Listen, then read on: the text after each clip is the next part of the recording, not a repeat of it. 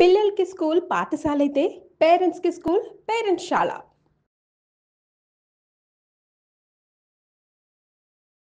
నమస్కారం. మీరు చూస్తున్న సుమన్ టీవీ. నేను మీ కీర్తి. ఆడవాళ్ళకి పీరియడ్స్ వచ్చిన టైంలో దేవాలయాలకి ఎందుకు వెళ్ళకూడదు అన్నది ఎప్పటికీ కాంట్రోవర్షియల్ టాపికే. అసలు కొన్ని సింపుల్ సీక్రెట్స్, కొన్ని సింపుల్ లాజిక్స్ ఉన్నాయండి దీని వెనకాల. ఈ జనరేషన్ పిల్లలు మస్ట్‌గా తెలుసుకోవాలి. మన సైన్స్ ఏం చెప్పింది? మన సనాతన ధర్మం ఏం చెప్పింది? ఎందుకు చెప్పింది? ఈ విషయాలు మనతో షేర్ చేసుకోవడానికి ప్రముఖ ఆస్ట్రాలజర్ బ్రహ్మశ్రీ నందిబట్ల శ్రీహరి శర్మ గురుగారు ఉన్నారు. నమస్తే గురుగారు. వాగర్థావివ సంపృక్తౌ వాగర్థ ప్రతిపత్తయే జగతః పితరౌ వందే పార్వతీ పరమేశ్వరౌ ఆదిత్యాయ చ సోమాయ మంగళాయ బుధాయ చ గురుశుక్ర శనిభ్యశ్చ రాహవే కేతవే నమః. శృంగేరి జగద్గురు పీఠాధిపతులకి, కంచి పీఠాధిపతులకి నమస్కారములు తెలియజేసుకుంటూ కార్యక్రమాన్ని ప్రారంభిద్దాం. గురుగారు, ఇందాక నేను చెప్పినట్టుగా ఆడవారికి పీరియడ్స్ వచ్చే టైంలో ముఖ్యంగా దేవాలయాలకి కానీ వంటగదిలోకి ఎందుకు వెళ్ళకూడదు అన్న దానికి చాలా సీక్రెట్స్, లాజిక్స్ ఉన్నాయండి. హాఫ్ నాలెడ్జ్ పీపుల్ ఎందరో వచ్చేసి మాట్లాడడం వల్ల ముఖ్యంగా ఈ జనరేషన్ పిల్లలకి లాజిక్స్ కావాలి, వారికి క్లారిటీగా ఎక్స్ప్లెయిన్ చేయడం కావాలి. రీజనింగ్ చేస్తూ ఉంటారు, ఎందుకు అని అడుగుతారు మనం ఏమైనా చెప్పిన వెంటనే. సో ఆ విషయాన్ని మనం ఈ వీడియో ద్వారా ఇవ్వగలిగితే మన సనాతన ధర్మం ఏం చెప్తుంది, సైన్స్ దానికి ఎలా లింక్ అయింది అన్నది అర్థమవుతే కనుక తప్పకుండా పాటిస్తారని నా నమ్మకం. తప్పకుండా నమ్మ. ఎందుకనంటే ప్రస్తుతం ఉన్నటువంటి సమాజంలో చాలామంది తెలుసుకోవాల్సినటువంటి విషయం. అంటే ఈ మధ్య కొన్ని బాబాల దేవాలయాల్లో, బాబాల ఆశ్రమాల్లో స్త్రీలు బహిష్టైన దర్శనం చేసుకోవచ్చు. ముఖ్యంగా ఈ మధ్య కొంత చూశాను, బహిష్టు అయినటువంటి స్త్రీమూర్తులు కూడా అమ్మవారి దేవాలయానికి చేయవచ్చు, బహిష్టు అయిన తర్వాత కూడా అమ్మవారికి మేము పూజలు చేస్తామని చెప్పి ఒక జంట ఈ ప్రచారం జరిగింది హైటెక్ సిటీ ప్రాంతంలో. అంటే ఒక రకంగా చెప్పాలి అని అంటే వేల సంవత్సరాల నుంచి వస్తున్నటువంటి ఆచార సాంప్రదాయాల్ని మంట కలిపే విధంగా, అంటే వాటికి తిరోధగాలిచ్చే విధంగా చాలా మంది చేస్తున్నారు. ఇక్కడ గమనించాల్సింది అంటే వీక్షించేటువంటి సుమన్ టీవీ ప్రేక్షకులు కూడా సైన్స్ ప్రకారం ఏంటి, శాస్త్రం ప్రకారం మనం ఆచరించేటువంటి విధానంలో సైన్స్ ఎంత దాగి ఉంది, ఇదే విషయం సైన్స్ కూడా చెప్పినటువంటి విషయం. కాకపోతే మన వాళ్ళు ఆచార వ్యవహారాల్లో భాగంగా మనకు అలవాటు చేశారు. కానీ సైన్స్ కూడా చెప్తుంది. యాక్చువల్గా ఇతర ధర్మాలు కూడా ఇవి పాటించడం మొదలుపెట్టాయి గురుగారు ఇప్పుడు. అంటే వాళ్ళ దాంట్లో లేకపోయినా కూడా సరే భక్తి కదా, ఇందులో ఒక నిజం ఉంది కదా అన్న విషయంగా.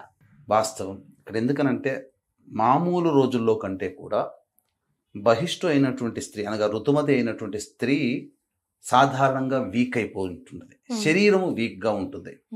ఆ సమయంలో ఎక్కువగా స్త్రీని కష్టపెట్టకూడదని మనం సనాతన ధర్మంలో భాగంగా ఆ స్త్రీకి ఆ ఋతుమతి అయినటువంటి ఆ 3 రోజుల పాటు ఎటువంటి పనులు చేయకుండా విశ్రాంతి తీసుకో అమ్మా అని చెప్పి ఒక చోట పెట్టడం జరిగింది. అది రెస్ట్ తీసుకోమనే తప్ప బహిష్కరించడం అస్సలు స్త్రీని మాత్రం ఏ మాత్రము కూడా నిర్లక్ష్యము చేసేది, లేకపోతే స్త్రీని అంటరానితనంగా చూసేటువంటి వ్యవస్థే కాదమ్మా. మహా సమున్నతమైన స్థానం మన హిందూ సనాతన ధర్మం స్త్రీకి ఇచ్చింది.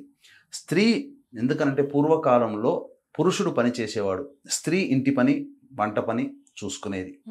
కాబట్టి ఆ స్త్రీకి రెస్ట్ ఉండాలి. ఇటువంటి బలహీనమైనటువంటి సమయంలో కూడా ఆ స్త్రీ కష్టపడితే తొందరగా వ్యాధులకి గురవుతుంది, శరీరం నిస్త్రాణంగా మారిపోతుంది, రోగాల పాలవుతారు స్త్రీలు అని చెప్పి మన వాళ్ళు పెట్టారు.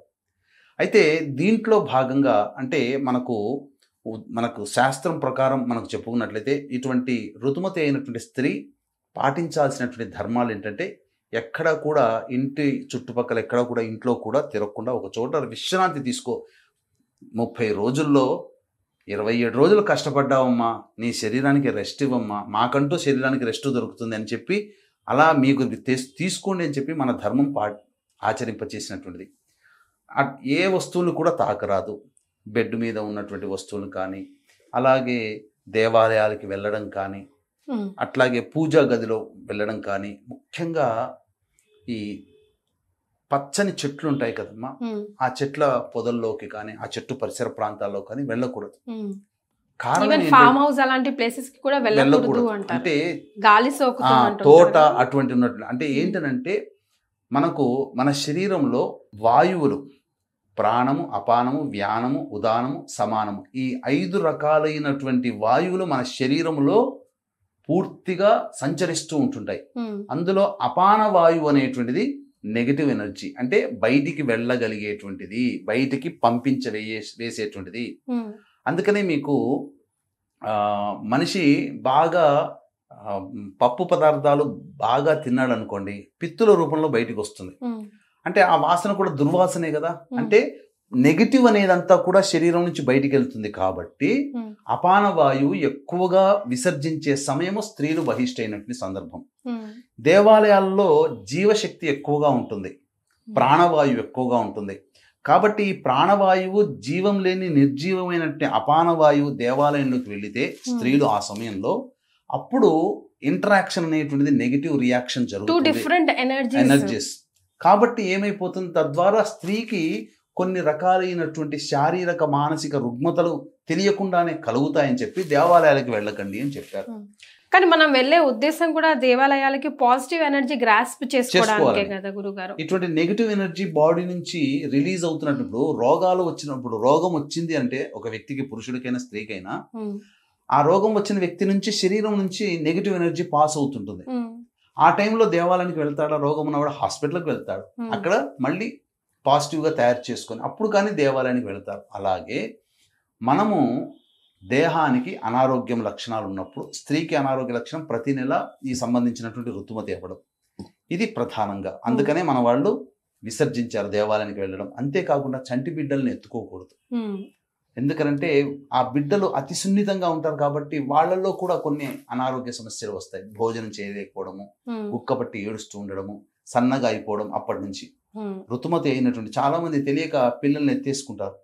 దగ్గర వాళ్ళు, బంధువులు, పిన్నులు, వీళ్ళందరూ పెద్దమ్మలు వచ్చి చిరాకు చేస్తూ ఉంటారు. అది మనం కళ్ళకు కట్టినట్టుగా చూస్తూ ఉంటాం కూడా. తులసి చెట్టు అయితే పూర్తిగా మాడిపోతుంది. అది పచ్చటి అరటికాయ తీసుకొని వచ్చి బహిష్టైన స్త్రీకి దగ్గరలో పెడితే మరుసటి రోజుకి అది పండిపోతుంది.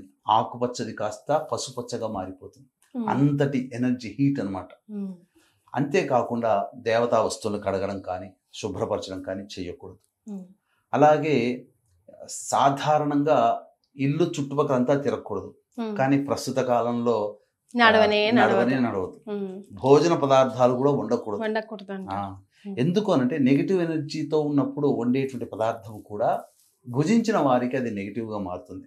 నెగిటివ్ ఏంటి, నెగిటివ్ అందులో నెగిటివ్ ఏముంది, అది కూడా పాజిటివే కదా అంటారు. కానీ ఒక్కసారి తమలపాకు చెట్టు, అరటిపండు మీరు చెప్పినట్టు, లేదంటే తులసి ముక్క కనిపిస్తే దాన్ని అసలు మాడిపోతుంది. గాలి అటు నుంచి వెళ్ళినా కూడా, లేదంటే కొంగు తాకినా కూడా వాస్తవం మొత్తం తులసి మొక్కే ఎండిపోతుంది.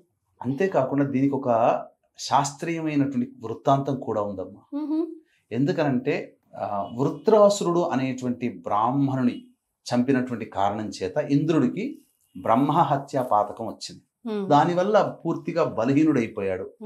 ఇక ఇంద్రాద్యష్టదిక్పాలకుల యొక్క పాలన ఇవన్నీ కూడా ఆగిపోయాయి. అప్పుడు అందరూ బ్రహ్మకి మొరపెట్టుకుంటే అప్పుడు ఆ ఇంద్రుడి యొక్క బ్రహ్మహత్య పాతకాన్ని మోయడానికి ఎవరు సిద్ధపడతారని చెప్పి విచారిస్తే 4 ముందుకొస్తారు.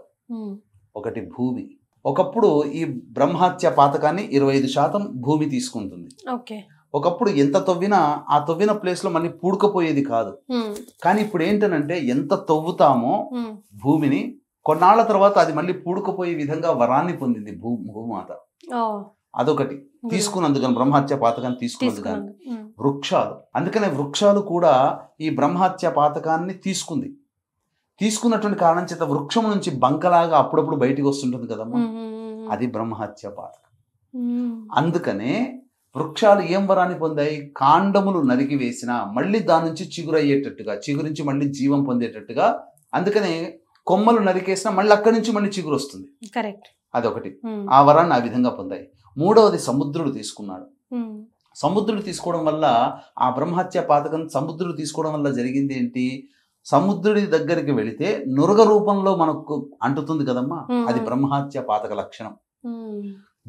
ఈ పరంగా తీసుకున్నందుకు గాను సముద్రుడికి కలిగినటువంటి వరం ఏంటంటే, సూర్యగ్రహణాలు కొన్ని అమోఘమైనటువంటి పుణ్యతిథుల్లో సముద్ర స్నానం చేసిన వాళ్ళకి సకల పాప విముక్తి కలుగుతుంది.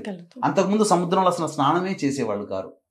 కానీ గ్రహణాది శుభ పుణ్య తిథి యోగ ఉన్నటువంటి సమయాల్లో స్నానం చేస్తే పాప విముక్తి. అందుకనే ప్రజలందరూ సముద్ర స్నానానికి వెళ్తుంటుంటారు. ఈ వరాన్ని పొందింది. 4వ భాగము స్త్రీలు తీసుకున్నారు. అందువల్లనే స్త్రీ ప్రతి మాసము ఋతుమతి అవుతుంది. ఈ కారణం చేత స్త్రీ పొందినటువంటి వరం ఏంటి చెప్పమంటారా? తెలిస్తే ఇంతదా అని అంటారంటే, ఈ యొక్క సంబంధించిన బ్రహ్మహత్య పాతకాన్ని తీసుకున్నటువంటి కారణం చేత తదనంతరం 5వ రోజు నుంచి మళ్ళీ స్త్రీ గర్భధారణ జరగడానికి మరియు పవిత్రతను పొందడానికి, అశుచిగా ఉన్నటువంటి రోజు నుంచి మళ్ళీ పూర్తిగా దేహం అంతా పవిత్రతని పొందడానికి వరం తీసుకుంది.